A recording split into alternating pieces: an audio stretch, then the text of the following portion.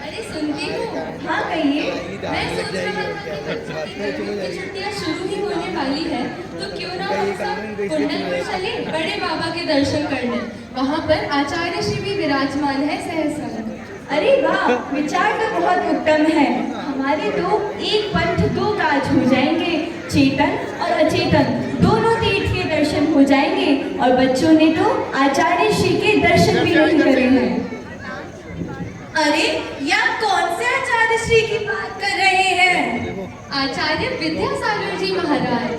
आचार्य विद्यासागर जी महाराज, उनके नाम पे तो हमारी पाठशाला की है, श्री दिगंबर जैन आचार्य विद्यासागर पाठशाला। तो फिर बताओ परमेष्ठी कितने होते हैं? परमेष्ठी 5 होते हैं, अरिहंत, सिद्ध, आचार्य, उपाध्याय और सर्वसाधु। अरे वाह, फिर तो तुम्हें उनके मूल गुणों के बारे में भी पता होगा। हाँ, हमें पता है। नहीं, मैं बताऊंगी। अरे लड़ना बंद करो, एक एक करके बताओ। अरिहंत के 46 मूल गुण होंगे, सिद्ध के 8, आचार्य के 36, उपाध्याय के 25 और सर्वसाधु के 28।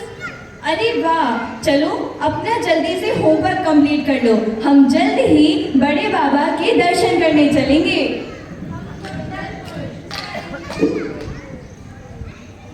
बहुत बढ़िया।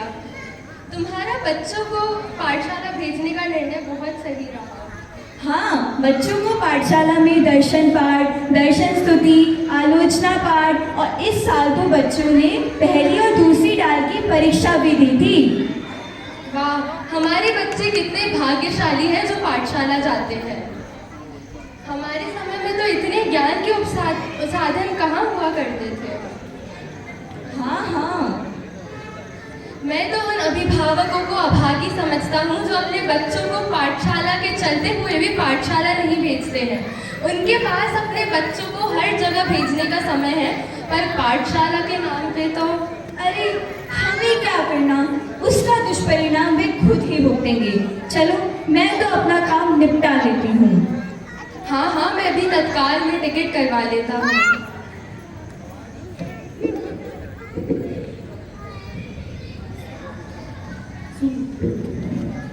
आचार्य श्री कुंडलपुर विराजमान थे। परिवार कुंडलपुर पहुंचता है।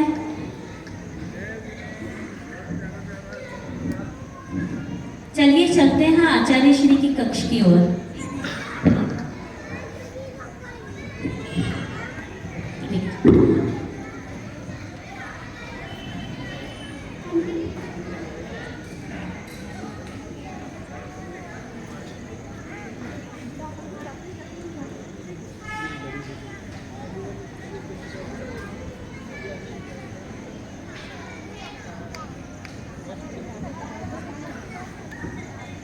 उस दिन आचार्य श्री की आंखों में कुछ वेदना थी। जैसा कि हम सभी जानते हैं, आचार्य श्री अपनी वेदना के बारे में कभी किसी से कोई जिक्र नहीं किया करते थे, लेकिन कक्ष में खड़े शुल्लक जी ने उनकी स्थिति भाप ली और आगे वे किस तरीके से औषध उपचार करते हैं, चलिए देखते हैं अब हमारे दूसरे दृश्य की।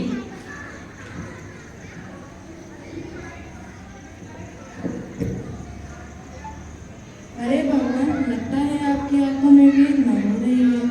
लाइए मैं आपकी आंखों में चंदन का तेल डाल देता हूँ।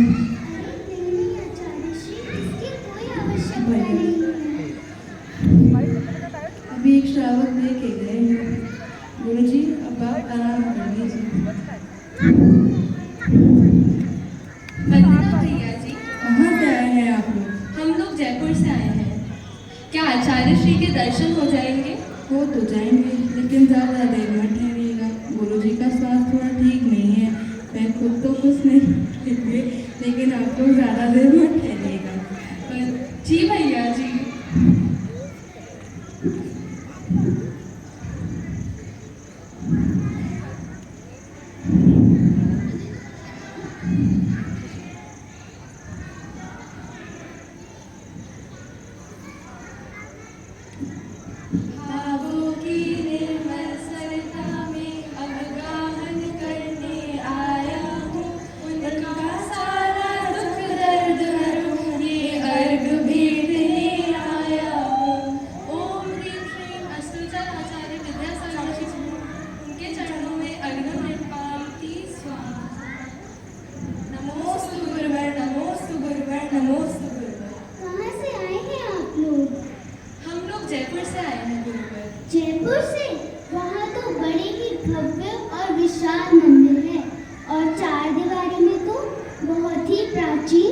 भव्य चैत्यकालय भी है।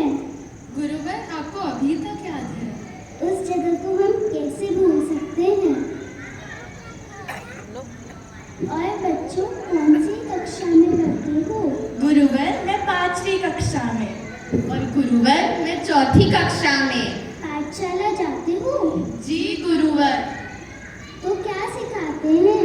अभी हमें पाठशाला में 6 ढाल की पहली और दूसरी ढाल सिखाई है। अरे, तो मंगलाचरण तो आता ही होगा। जी गुरुवर। तीन भुवन में सार, वीतराग विज्ञान का, शिव स्वरूप शिवकार, नमो त्रियोग संहारिके। बहुत सुंदर। ऐसे ही जैन धर्म की प्रभावना करते रहो। और मैं आपसे भी कुछ कहना चाहूँगा कि बच्चों को ऐसी शिक्षा दिलवाना कि वह बड़े होकर नौकर ना बने, नौकरी दे। जी गुरुवर, हम भी यही भावना भाते हैं। अरे, लगता है गुरुजी की आंखों में कुछ वेदना हो रही है। देखिए, ऐसा प्रतीत हो रहा है कि जल धारा की जगह रक्त धारा बह रही हो। हाँ हाँ, मैं भैया जी को बुलाता हूँ। भैया जी, जरा गुरुवर की आंखें तो देखिए, बहुत लाल हो रही है।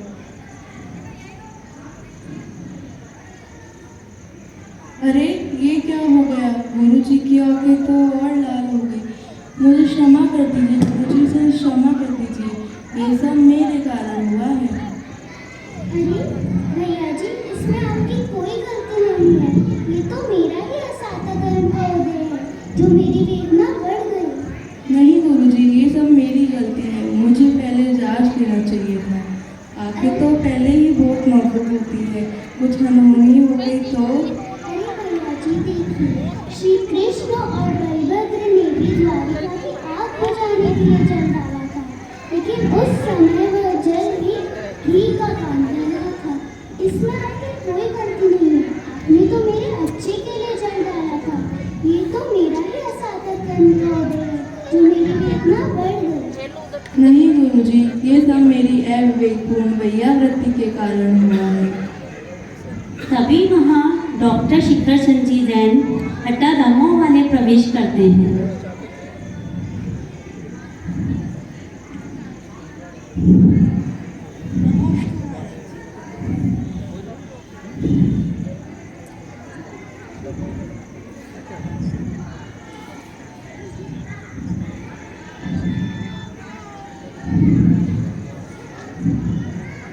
भैया जी, भैया जी, मैं महाराज जी की औषधियाँ दे देती हूँ। उनसे महाराज जी का वेदना कम हो जाएगी। आप उन्हें समय समय पर डाल दीजिएगा। ठीक है डॉक्टर साहब, मैंने गुरुजी की आंखों में ये चंदन का तेल डाला था, इससे तो कोई असर नहीं हो गया। भैया जी, चंदन के तेल से कुछ होना तो नहीं चाहिए, फिर भी आप उसकी छुट्टी की जांच करवा लीजिए। ठीक है।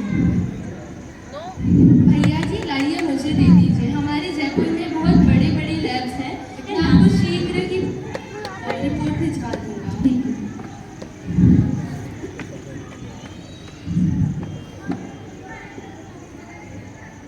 परिवार जयपुर पहुंचता है और अपने घर पहुंचता है। कुछ ही दिनों में वहाँ रिपोर्ट आती है। चलिए देखते हैं आचार्य श्री की रिपोर्ट में क्या आता है।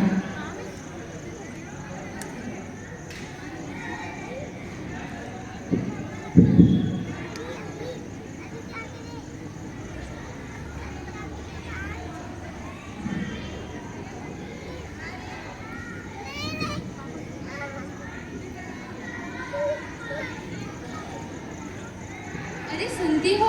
हाँ, कहिए। तुम्हें पता है, आचार्य श्री की रिपोर्ट आ गई। अच्छा, क्या आया रिपोर्ट में? पता चला कि उस चंदन के तेल के अंदर स्प्रिट की मिलावट थी। स्प्रिट? ये सुनकर तो मेरी रूह ही कांप गई। न जाने जब वो स्प्रिट मिला हुआ चंदन का तेल आचार्य श्री के आंखों में गया होगा तो उनको कितनी वेदना सहनी होगी। परंतु धन्य है हमारे आचार्य श्री, धन्य उनका क्षमा गुण, धन्य उनका सबता भाव कि उन्होंने इतनी वेदना के बाद भी किसी पर क्रोध नहीं किया। हाँ, इसके बाद से तो इसलिए कहती हूँ कि हमें हमेशा शुद्ध उत्पादों का ही उपयोग करना चाहिए, जैसे विद्यांजलि, पूर्ण आयु, शांति धारा आदि। हाँ, आचार्य श्री पर आए उपसर्ग के बाद से तो हम सब ने नियम ले लिया है कि अब से हम शुद्ध उत्पादों का ही उपयोग करेंगे, जैसे शांति धारा, पूर्ण आयु, विद्यांजलि आदि। क्योंकि अगर हम जैन ही इन शुद्ध उत्पादों का उपयोगिता नहीं जानेंगे तो कौन जानेगा। तो बताइए, आप भी हम सब से साथ करेंगे? हाँ, हम सब करेंगे। तो बोलिए, श्री दिगंबर 108 आचार्य श्री विद्यासागर जी महाराज की जय। उनके क्षमा धर्म की जय। उनके संयम धर्म की जय। जय जय। जय जय।